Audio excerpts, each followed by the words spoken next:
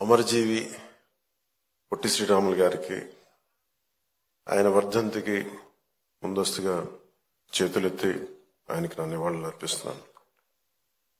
మనం ఎందుకు వర్ధంతులు కానీ జయంతులు కానీ మహానాయకులు ఎందుకు మనం చేసుకోవాలి అంటే, మనిషి మర్చిపోవడం సహజం, మరుపు చాలా సహజం. ఎవరైతే మనకు అన్నం పెట్టారో, ఎవరైతే మనకు నిలబడ్డారో, ఎవరైతే మన కోసం పనిచేశారో, తల్లిదండ్రులు కూడా మర్చిపోతాం మనం. హ్యూమన్ మెమరీ అంత, హ్యూమన్ సైకాలజీ అలాంటిది. కంటిన్యూటీ ఆఫ్ మెమరీ చాలా అవసరం. మన తాతలు ముత్తాతలకు కూడా మనం ఎందుకు పితృదేవతలు అని చెప్పి మనం పిండం పెడతామంటే, ఎవరి వల్ల అయితే మనం వచ్చాం వాళ్ళు మర్చిపోకూడదని చెప్పి. అలాంటిది ఇన్ని కోట్లాది మందికి ఈ రోజున నాలాంటి వాడు కూడా రాష్ట్రానికి ఈ స్థాయిలో మీరందరూ పెట్టగలిగారంటే దానికి ఉనికినిచ్చిన వాడు. 50 రోజుల పైన అన్నపానీయాలు లేకుండా కడుపు మలమలమల మాడిపోతూ, పేగులు యాసిడ్ పేగుల్లోంచి వస్తూ ఉంటే, మంటలు మండిపోతూ ఉంటే దానికి ఏమి చేయాలో తెలియక ఒక మట్టి తీసుకొని, బంకమట్టి తీసుకొని ఒక బట్టగా రాసి దాన్ని తడిపి పొట్టకి చుట్టుకొని మహాక్షోభ అనిపించిన మహానుభావుడే. భార్య చనిపోయింది, కొడుకు చనిపోయాడు, కేవలం సమాజం కోసం దేశం కోసం బతికిన మహానుభావుడైన ఆయన వేదన ఇవన్నీ ఎప్పుడు ఎక్కువ మందికి తెలియదు. ఆయనకి ఏదో ఒక ఆయన వల్ల వచ్చిందని ఒక చిన్నప్పుడు స్కూల్లో చదువుకుంటూ మాకు అనిపించి అంతకుమించి ఎప్పుడు ఉండేది. నాకు ఎప్పుడు కూడా ఎందుకు వెతికేమనంటే, స్పెషల్ పాలిటిక్స్కి వచ్చాక అది కూడా ఆయన గొప్పతనం ఎప్పుడు మాకు మరింతగా అర్థమైంది అంటే, రాష్ట్ర విభజన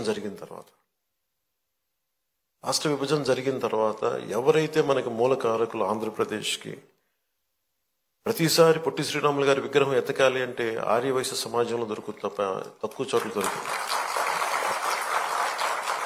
ఆయన ఒక జాతికి నాయకుడు కాదు, ఒక కులానికి నాయకుడు కాదు, ఆంధ్ర జాతికి నాయకుడు ఆయన. అలాగే భాషా ప్రయుక్త రాష్ట్రాలకి ఆద్యుడు, దానికి దారి వేసినవాడు. స్వాతంత్రం వచ్చిన తొలి రోజుల్లో ఇది. ఇందాక మనం దాంట్లో చూస్తూ ఉంటే ఆయన మీద చేసిన ఆ డాక్యుమెంటరీ ఫిల్మ్ కూడా చాలా అద్భుతంగా తీశారు. INPR డిపార్ట్మెంట్ అందరికీ నా హృదయపూర్వక మీకు అభినందనలు తెలియజేస్తున్నాను. చాలా అద్భుతంగా తీశారు, చాలా హృదయానికి హత్తుకునేలా తీశారు, గుండెలు కదిలించేలా తీశారు. స్వాతంత్రం వచ్చిన కొత్తలో ఎలా ఉందంటే దేశం, ఇది నేను వీటి మీద హిస్టరీ బుక్స్ చదువుతూ ఉంటే, నెహ్రూ గారు ఒకవైపు పాకిస్తాను భారతదేశం అఖండ భారతం 2 ముక్కలుగా విడిపోతుంటే, మత ప్రాతిపాదికన ముస్లింలు మేము వెళ్ళిపోతామని చెప్పి జిన్నా నాయకత్వంలో పాకిస్తాన్ వెళ్ళిపోతుంటే, మన అన్ని మతాలు ఒకటి అని మనం పట్టుకుంటే, అలాంటి సమయంలోనే నెహ్రూ గారి థాట్ ప్రాసెస్ ఎలా ఉండిందంటే, ఆయన చదువుతూ ఉంటే ఆయన ఒకవైపు నరికేస్తా ఉన్నారు పాకిస్తాన్లో హిందువుల్ని. అలాంటి సమయంలో ఇంకొక మూల మన ఉమ్మడి మద్రాసు రాష్ట్రంలో చాలా వివక్ష అనుభవిస్తూ, అవమానాలు భరిస్తూ, తెలుగు వారికి గుర్తింపు లేదు. అలాంటి సమయంలో తెలుగు ఉనికి కోసం, ఆంధ్రుల ఉనికి కోసం ఒక రాష్ట్రాన్ని ఏర్పాటు చేసుకునే క్రమంలో పొట్టి శ్రీరాములు గారు ప్రాణం పోవటం, ఇవన్నీ దేశాన్ని కదిలించేసి ముందు ఏం పెద్ద జరగదు అనుకున్నారు. నెహ్రూ గారు అన్నది కూడా ఏంటంటే, అసలే రాష్ట్ర విభజన జరిగిన ఈ పరిస్థితుల్లో మళ్ళీ ఈ వివక్ష ఏంటి, మళ్ళీ కూర్చోబెట్టి భాషా ప్రయుక్త రాష్ట్రాలు దేశాన్ని ఎలా కలిపించాలి అనేది ఆయనది. ఒకవైపు ఏమో వాస్తవం ఏంటంటే, ఇక్కడ మీరు సంబంధం లేదని చెప్పేసి వివక్ష. వీటి మధ్యలో రాష్ట్ర నాయకులు కానీ దేశ నాయకులు కానీ ఎంతో నలిగిపోయి, ఆయన కూడా ఎందుకు ఆయన మీద కోపం, అందరికి ఎందుకు రాలేకపోయారు, ఎందుకు శవాన్ని మోయడానికి ఎందుకు రాలేదంటే కోపం అన్నమాట. ఆయన వదిలేస్తే కొద్దిమంది, ఘంటసాల గారు లాంటి పెద్దలు కానీ వీళ్ళందరూ వచ్చి, అంటే నలుగురు, మన రాష్ట్రం కోసం ఏర్పడిన వ్యక్తికి శవాన్ని మోయడానికి, పాడి మోయడానికి నలుగురు కూడా కనా కష్టాలు పడాల్సి వచ్చిందంటే నిజంగా అదే గుండె కదిలించేసింది. అలాంటిది మనం ఈయన మన గుండెల్లో పెట్టుకోవాల్సిన మహానుభావులైన. ఈ రోజున ఆంధ్రులు అని చెప్పుకుంటున్నాం అంటే ఆయన బలిదానమే మనల్ని ఇక్కడ నించోబెట్టింది. నాకు చాలాసార్లు రకరకాలుగా ఉంటుంది. ఒకసారి ఆంధ్రప్రదేశ్ విడిపోయి మన భాషా ప్రయుక్త రాష్ట్రాలు జరిగిన తర్వాత మనకి ఒకసారి మన కర్నూలు రాజధానిగా ఒక డేట్ పెట్టాం. తర్వాత మళ్ళీ మనకి తెలంగాణ రాష్ట్రాన్ని విలీనం చేసి ఉమ్మడి ఆంధ్రప్రదేశ్ ఏర్పడిన ఒకటి మళ్ళీ విడిపోయిన తర్వాత ఇవన్నీ మొన్న చాలాసార్లు క్యాబినెట్లో మాట్లాడుతూ ఉంటే గౌరవ ముఖ్యమంత్రి గారు చంద్రబాబు నాయుడు గారు చెప్పింది, ఆయన ఆత్మార్పణ దినాన్ని మనం చాలా ఘనంగా జరుపుకోవాలి. ఇంకా సమయం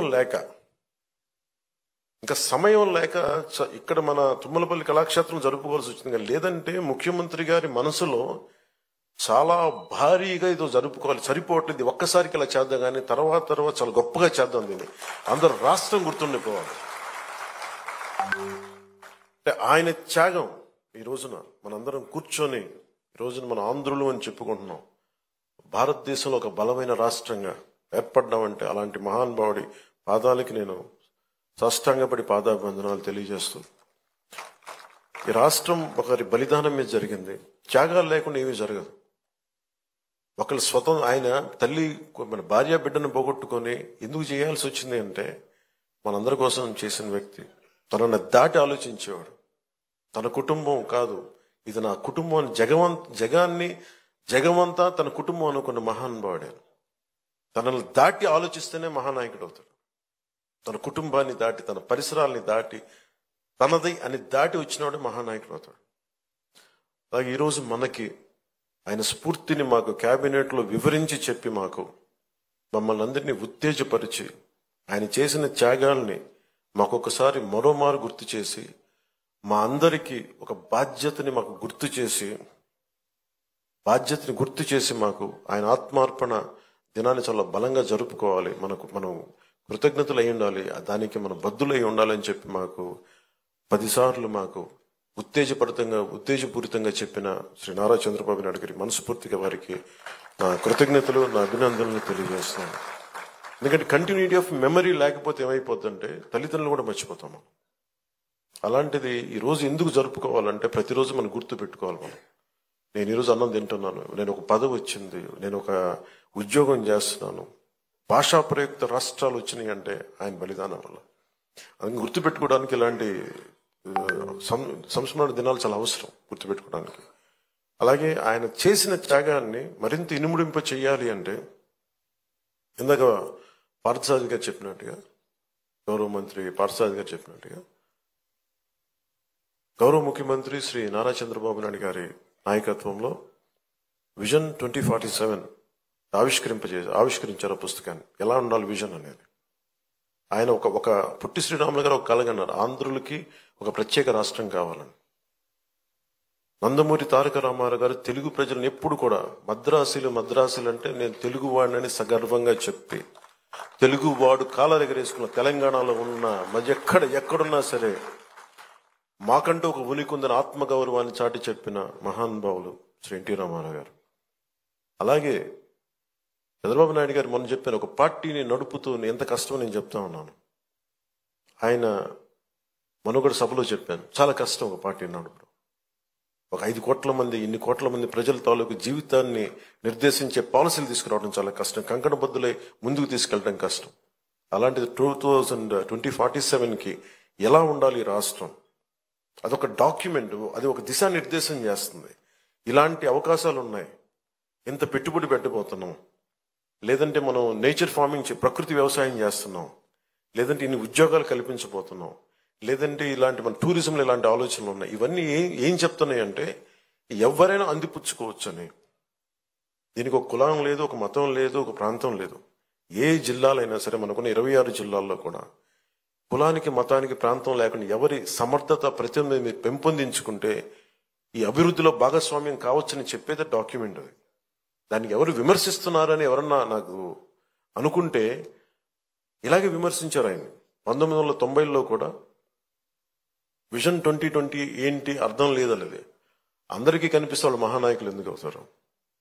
ఆయనకి కనిపించింది రాళ్లలో రప్పలో ఒక మహానగరాన్ని సైబరాబాద్ వచ్చింది. దానిలో కొన్ని లక్షల మంది. మన రాష్ట్ర విభజనకి సర్ప్లస్ బడ్జెట్ వచ్చేంత స్థాయికి ఒక క్యాపిటల్ పట్టుకుంది.